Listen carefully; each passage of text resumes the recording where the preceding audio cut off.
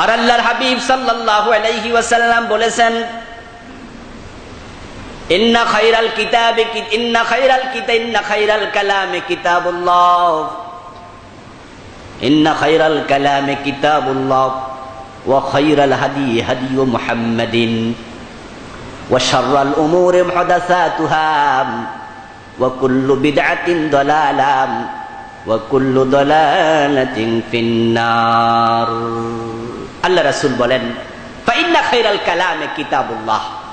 ও দুনিয়ার মানুষ শোনো, যত কালাম আছে শুনে রাখো, সব কালামের মাঝে শ্রেষ্ঠ কালাম হলো আল্লাহর কালাম। সুবহানাল্লাহ। কোরআন কিতাবুল্লাহ, এটার চেয়ে শ্রেষ্ঠ কোনো কিতাব আর নেই। এটা হেদায়েতের উৎস, এটাই হলো শ্রেষ্ঠ কিতাব। আল্লাহর হাবিব আরেকটি হাদিসে বলেন, ফাদলু কালামিল্লাহ আলা সাইরিল কালাম কাফাদলিল্লাহি আলা খালকিহি। সমস্ত মানুষের কথার উপরে আল্লাহর কথার সম্মান তত, মাখলুকাতের উপরে আল্লাহর সম্মান যত। সুবহানাল্লাহ। আল্লাহ যেমন সম্মানী, আল্লাহর কালামও সম্মানী। এরপর রাসূল বলেন, ওয়া খায়রুল হাদি হাদিয়ু মুহাম্মাদিন। আরেকটি জিনিস তোমরা শুনে রাখো, হিদায়াত যারা দেখাচ্ছেন, হিদায়াত মানে জান্নাতের পথ দেখানো, হিদায়াত মানে জান্নাতের পথ দেখানো। এই যে আমরা আল্লাহর কাছে বলি ইহদিনাস সিরাতাল মুস্তাকিম, আপনি আমাদের পথ দেখান, আমরা কোন পথ দেখতে চাই? নিশ্চয় জান্নাতের পথ। পথ তো দুইটা, ফারিকুন ফিল জান্নাহ ওয়া ফারিকুন ফিস সাঈদ। একটা রাস্তা জান্নাতের দিকে গেছে, কিছু লোক সে রাস্তায় দৌড়াচ্ছে, আর একটা রাস্তা জাহান্নামের দিকে গেছে, কিছু লোক সে রাস্তাও দৌড়াচ্ছে। আমার ভাইরা, আল্লাহর হাবিব বলতেছেন, যত লোক হেদায়াত দেখাবে তোমাদের, জান্নাতের রাস্তা দেখাবে, জান্নাতের রাস্তা দেখানোর লোকের কিন্তু অভাব নাই। জান্নাতের রাস্তা কত বাবা দেখাচ্ছে, কত পীর দেখাচ্ছে, কত আলেম দেখাচ্ছে, কত বুজুর্গ দেখাচ্ছে। আমার কাছে মুরিদ হলে এক ওয়াক্ত নামাজও লাগবে না, জান্নাতে যাওয়ার দায়িত্ব আমি নিলাম, এমন কথা বলার লোক আমাদের দেশে আছে না নাই? নাউযুবিল্লাহ। জান্নাত পাওয়ার জন্য আল্লাহকে সেজদা করা বন্ধ করে ওই পীরের পায়ে সেজদা শুরু করেছে, এমন লোক আছে না নাই? তো সবাই তো জান্নাতের পথে দেখাচ্ছে। যদি কোনো পীর বলতো আমার কাছে মুরিদ হলে দোজকে যাওয়া লাগবে, বলুন তো ওর কাছে কি একটা মুরিদ যাবে? সবাই তো কয় জান্নাত দেবে। এই জন্য আল্লাহর হাবিব 1400 বছর আগে আমাদেরকে সতর্ক করে গেছেন, যে যা দেখাবে দৌড় মাইরো না। ফাইন্না খায়রাল হাদি হাদিয়ু মুহাম্মাদিন, আমি নবী মুহাম্মদ যে পথ দেখাচ্ছি এটাই হচ্ছে শ্রেষ্ঠ পথ। বলেন সুবহানাল্লাহ। এটাই শ্রেষ্ঠ পথ। এরপর রাসূল সাল্লাল্লাহু আলাইহি ওয়াসাল্লাম বলতেছে, ওয়া শাররাল উমুরি মুহদাসাতুহা। আর আমার উম্মতেরা শুনে রাখো, নতুন নতুন অনেক মুহদাসাত আসবে, নতুন নতুন অনেক ইবাদত আসবে, নতুন নতুন অনেক চিন্তা ভাবনা সৃষ্টি হবে। মনে রেখো, শাররাল উমুর মুহদাসাতুহা, যত নিকৃষ্ট কাজ আছে, গুনাহ আছে, সবচেয়ে বড় গুনাহ হচ্ছে নতুন নতুন ইবাদত আবিষ্কার করা। শাররাল উমুর, যত গুনাহ আছে, মদ খাওয়া গুনাহ, চুরি করা কবিরা গুনাহ, জেনা করা কবিরা গুনাহ, ডাকাতি করা কবিরা গুনাহ, আরো কত কবিরা গুনাহ আছে। যত কবিরা গুনাহ আছে তার মাঝে নিকৃষ্ট একটি কবিরা গুনার নাম হচ্ছে নতুন ইবাদত তৈরি করা, বিদআত আবিষ্কার করা। কুল্লু বিদআতিন দালালাহ, সকল বিদআত পথভ্রষ্টতা। তুমি তো হেদায়েত চাচ্ছ ভাই, আল্লাহ রাসূল বলছে নতুন যদি কিছু আসে ওইটা হেদায়েত না, উল্টাটা পথভ্রষ্টতা। ওয়া কুল্লু দালালাতিন ফিন্নার, আর পথভ্রষ্টতা জাহান্নামের দিকে মানুষকে ডাকবে। নাউযুবিল্লাহ। সহিহ বুখারীতে এসেছে, মান আহাদাসা হাদাসা আও ওয়া মুহদাসাম ফাআলাইহি লানাতুল্লাহি ওয়াল মালাইকাতি ওয়ান নাসি আজমাইন।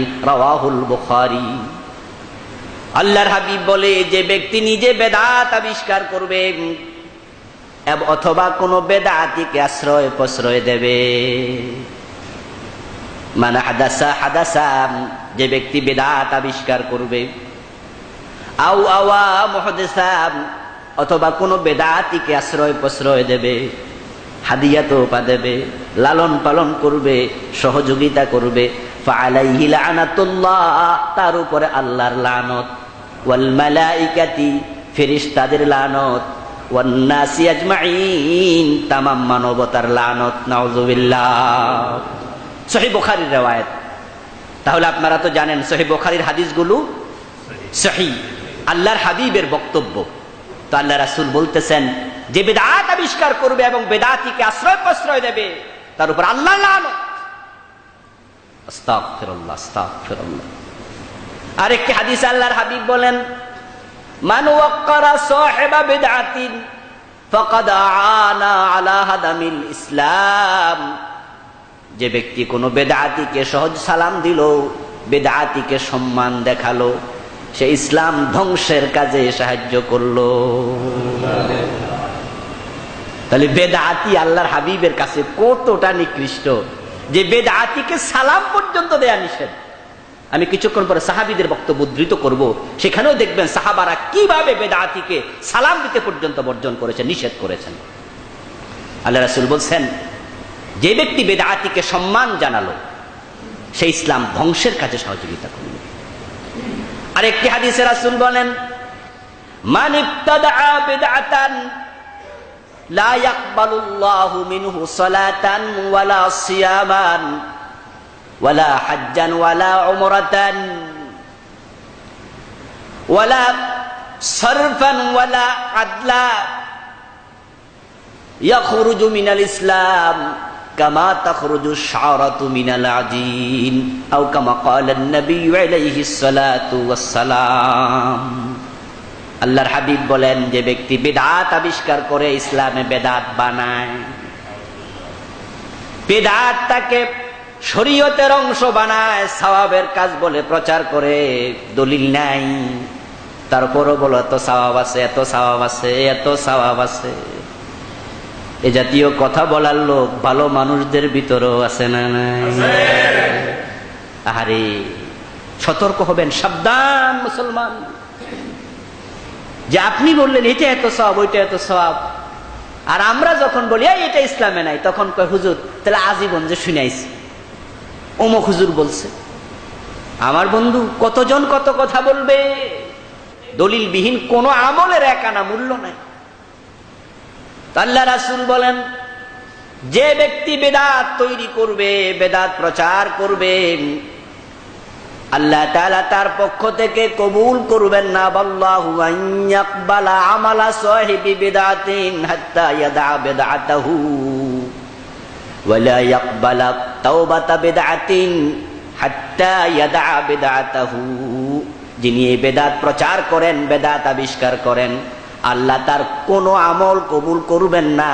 তার নামাজ নয়, সালাতান, তার নামাজ কবুল হবে না, ওয়ালা সাওমান, তার রোজা কবুল হবে না, ওয়ালা হাজ্জান, তার হজ কবুল হবে না, ওয়ালা উমরাতান, তার উমরা কবুল হবে না, ওয়ালা সাদাকাতান, তার যাকাত সদকা কবুল হবে না, ওয়ালা সারফান ওয়ালা আদলান, তার কোনো ভালো কাজ কবুল হবে না।